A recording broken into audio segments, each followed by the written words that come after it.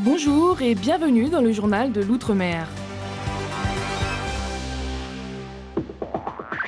Après l'annonce de la suppression du GIE Tahiti Tourisme, l'inquiétude est de mise chez les professionnels. Ils appréhendent l'absence de la Polynésie sur les marchés extérieurs. L'Office de tourisme assure la présence de la destination dans les salons à l'international et joue un rôle fédérateur entre créateurs de voyages, vendeurs et agences locales chargées de recevoir les touristes. Avec près de 154 000 touristes en 2010, la Polynésie a perdu plus de 50 000 visiteurs par rapport aux années 2006 et 2007. Il y a 5 ans, quand on faisait 185, 190 000 touristes, voire 200 000 touristes, personne ne parlait du GIE. On en parle parce qu'on est descendu à 150 000. Mais il y a des raisons. Il y a la crise, il y a l'économie. Ils sont moins d'une cinquantaine à travailler au GIE Tahiti Tourisme, dont 54 agents à Tahiti. Le rapport Bollier reproche à l'organisme de coûter trop cher pour une efficacité limitée. Depuis 2 ans, le GIE a réduit de façon significative ses besoins en réorganisant ses budgets. Un tour opérateur ne peut pas continuer à avoir une destination en se disant qu'il y a une probable suppression de l'Office du tourisme. Parce qu'ils ont besoin du partenariat avec l'Office du tourisme en différentes actions qu'ils font sur les marchés. Et ils sont inquiets. Le territoire consacre 5% des revenus de l'activité du tourisme à la promotion de la destination. Des sommes dont l'impact sur la fréquentation est difficile à évaluer. Mais c'est une proportion bien moindre par rapport à ses concurrents directs comme Hawaï, l'île Maurice ou Fidji. Les jours passent et Air Calédonie s'empêtre dans les blocages à répétition. En plein redressement financier, la compagnie est toujours enlisée. Le personnel réclame le maintien de ses avantages. À cela s'ajoute l'immobilisation de l'aérodrome de l'île des Pins par un collectif d'usagers mécontents. Depuis vendredi, aucun avion n'a décollé. En Nouvelle-Calédonie, l'apprentissage de la langue maternelle fait l'objet de débats sur ce territoire où il existe une trentaine de langues locales. Exemple à Maré, où les enfants apprennent à la fois le nengoné et le français. Lecture d'un conte kanak. Cette pratique du nengoné, un jour par semaine, réduit le décalage entre maison et école et sécurise l'enfant. Mais Ishingo, enseignante confirmée, ne sous-estime pas la difficulté qu'il y a de faire ensuite émerger cette langue seconde qu'est le français auprès d'élèves qui baignent depuis toujours dans le nengoné. Pour moi, c'est peut-être une erreur de croire que le français est une langue maternelle pour les enfants de nengoné. Parce qu'ils pensent en nengoné, ils transcrivent ça ou ils disent ça en français et ça donne quelque chose qui n'est pas très correct, quoi. Dans cette école catholique, l'équipe pédagogique juge le nengoné plus efficace lorsqu'il s'agit de faire comprendre des concepts ou les maths par exemple. Une vision qui est aussi défendue par les théoriciens de la province des îles, confortée en cela par des recherches universitaires récentes. Rentrer dans un autre système d'apprentissage, mais en étant bien structuré au départ. Et ça ne peut se faire que par le biais de sa culture et de sa langue maternelle, sa langue première. Reste que le niveau à Maré est l'un des plus faibles de Calédonie. On le constate déjà lors du passage au collège. Cours en français, enseignants venus d'ailleurs, la transition s'avère souvent difficile. La Martiniquaise Wendy Renard est de retour sur son île. La jeune joueuse de l'Olympique lyonnais et de l'équipe de France de football est venue se ressourcer. L'occasion de revenir sur les grands moments de sa dernière Coupe du Monde en Allemagne, où la sélection nationale a terminé à la 4e place. En cette période de vacances en Martinique, nombreux sont ceux qui privilégient l'hébergement en gîte plutôt qu'en hôtel. Des locations prisées par les Antillais installés depuis des années en métropole. Faire marcher le commerce local est pour eux un acte délibéré. Pour la première fois, le couple a opté pour un séjour en gîte rural. Un petit F3 en plein centre-bourg, tenu par Claude et Émilie. Les propriétaires ne résident pas sur place, mais ils tiennent à offrir à leurs hôtes une présence discrète pour faciliter l'installation. On a tellement décrit un petit peu l'accueil que nous nous sommes efforcés, en prenant la décision de devenir un gîte de France, d'essayer d'être au top de l'accueil, autant qu'on le peut. Pas de stress, c'est bien l'idée. Et nos vacanciers ont cherché longtemps pour être sûrs de faire le bon choix. En ce sens, le label Gîte de France rassure contre les mauvaises surprises. On voulait être sûr d'avoir un maximum de confort. Et donc c'est pour ça qu'on a recherché le gîte avec les épis.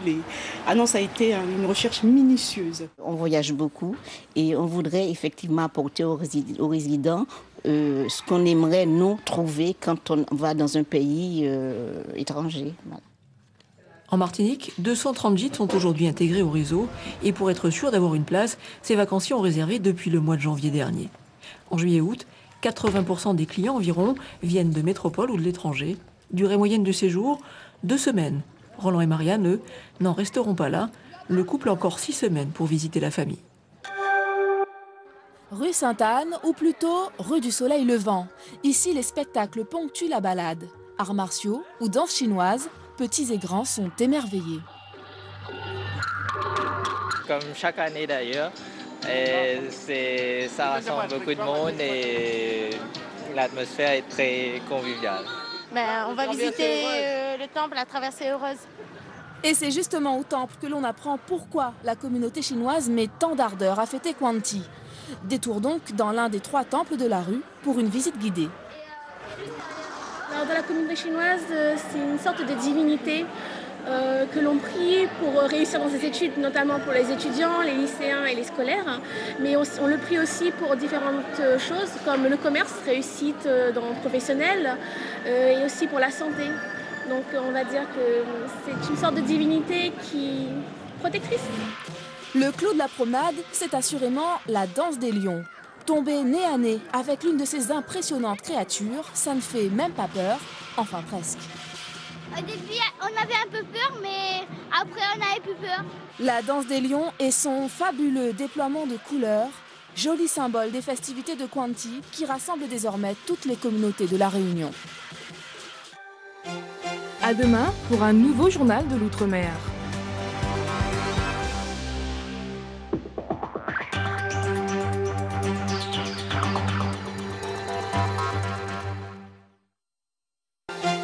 Bonjour et bienvenue dans le journal de l'Outre-mer.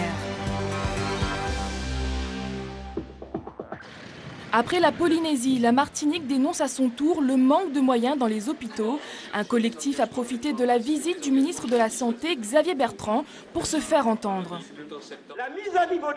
La crise de l'hôpital est sérieuse, elle doit être prise au sérieux. Ce matin, le collectif de défense de l'hôpital public a voulu faire entendre sa voix. Composé de tous les syndicats, mais également d'élus, il souhaite interpeller Xavier Bertrand. L'hôpital souffre d'un problème financier permanent, une insuffisance de recettes qui entraîne des déficits croissants, 55 millions de déficits en 2010, une prévision de 85 millions pour cette année. Les conséquences vont se faire sentir. D'abord, les salaires risquent de ne pas être payés. Ensuite, les patients risquent de ne pas avoir les soins à haut niveau. On sera obligé de les transférer vers les unités hospitalières de la métropole. La semaine dernière, les médecins de l'hôpital de Trinité ont dû assigner leur direction en justice pour obtenir le paiement de leurs heures supplémentaires. Le personnel, pris entre les besoins des patients et le manque de moyens, souffre. Nous travaillons en effectif réduit, on ne remplace pas le personnel et le petit matériel quotidien dont on a besoin pour travailler, nous ne l'avons pas. Donc il y a un stress permanent sur les collègues qui travaillent dans des conditions qui sont inacceptables. Le collectif demande une augmentation pérenne des dotations de l'hôpital. Le taux appliqué est le même depuis 6 ans. Les réponses promises par Roselyne Bachelot l'an passé ne sont jamais arrivées, dénonce-t-il. En Guyane, les agents de la Chambre de commerce sont en grève. Ils réclament notamment la priorité à la promotion interne. Leur mouvement de protestation touche également l'aéroport de Rochambeau à Cayenne. Des barrières qui ne s'ouvrent pas ou alors au compte-gouttes, des automobilistes qui ne comprennent pas pourquoi.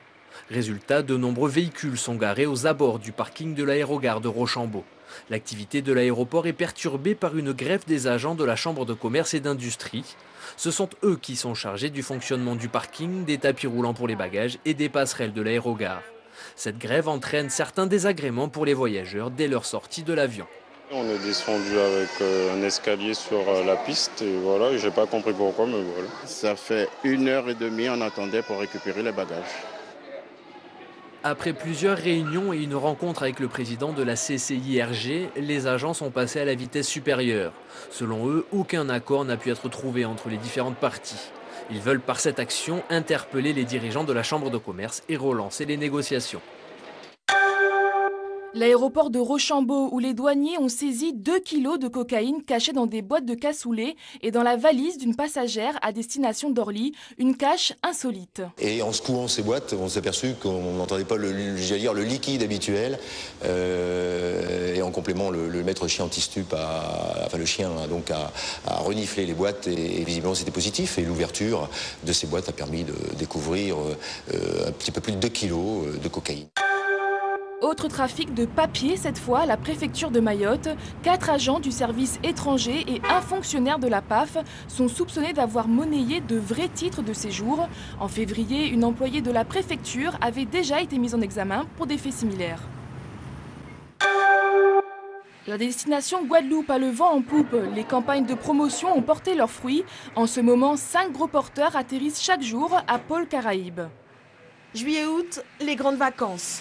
On est loin de la haute saison, pourtant à cette période de l'année, les avions sont bondés. Un flux composé essentiellement d'originaires de l'île plus que de touristes. Premier bénéficiaire de cette tendance, les loueurs de voitures. Les parcs sont vides. En un mois, c'est plus de 12% du chiffre d'affaires annuel qui est enregistré. Une moyenne de 450 voitures. Je parle de véhicules particuliers, de véhicules de prestige. Environ 450 voitures qui sont actuellement toutes sur la route. Les loueurs ont la cote, les structures d'hébergement sont prises d'assaut. Plus que les hôtels, à cette période, ce sont les gîtes ruraux qui remportent tous les suffrages. Illustration avec cet établissement situé à 150 mètres de la plage. Appartements équipés, piscine collective, le tout pour environ 300 € la semaine. Les gîtes ont la cote parce que déjà les gens sont plus près de la population, puisque on a la chance d'être avec eux, donc de partager des moments avec eux. Donc je pense que ça c'est une des raisons. Il y a aussi le coût économique, forcément, les tarifs sont quand même assez abordables, je pense. Du côté des restaurateurs, le constat est mitigé. C'est des familles qui reviennent en vacances. Dans la famille, ils vont venir une fois, de temps en temps le soir, un petit peu le midi, mais ils ne vont pas tous les jours au restaurant. Les vacances scolaires constituent un premier test, une première étape avant la haute saison. Car dès le mois de novembre, c'est toute la filière tourisme qui se mettra réellement en ordre de bataille. Une corne, quelques outils, perceuse, scie, ponceuse, râpe, bougie. Et c'est parti pour quelques heures de labeur avant d'obtenir l'animal souhaité. La sculpture sur corne, une aventure qui a commencé pour ce grand-père à Trinité. Il avait 9 ans. Hugues Laporte est à la retraite depuis 6 ans. Ancien chauffeur des ministres de l'Outre-mer à Paris, puis du préfet à son retour en Martinique. Un ancien prisonnier qui m'a appris, tout en faisant ses petites courses à lui, et puis j'aimais regarder faire. Comme je sais un peu dessiner, à faire tous les petits animaux qui me plaisent, tout ce qui me plaît, mais en ayant respecté le sens de la corne, parce que c'est la corne qui vous dit, qui vous guide à ce que vous allez faire. Celui-là, c'est vraiment un fétiche. C'est le premier que j'ai fait. Et je ne savais pas encore faire la tête en corne. Donc j'ai fait avec du bois et ça a donné ça. Et je tiens beaucoup à lui.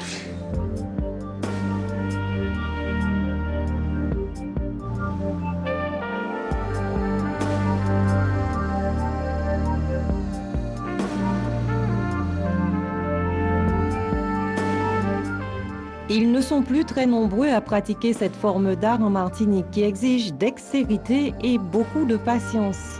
Hugues Laporte, 71 ans, un grand-père robuste qui travaille également le bois et la noix de coco. À demain pour un nouveau journal de l'Outre-mer.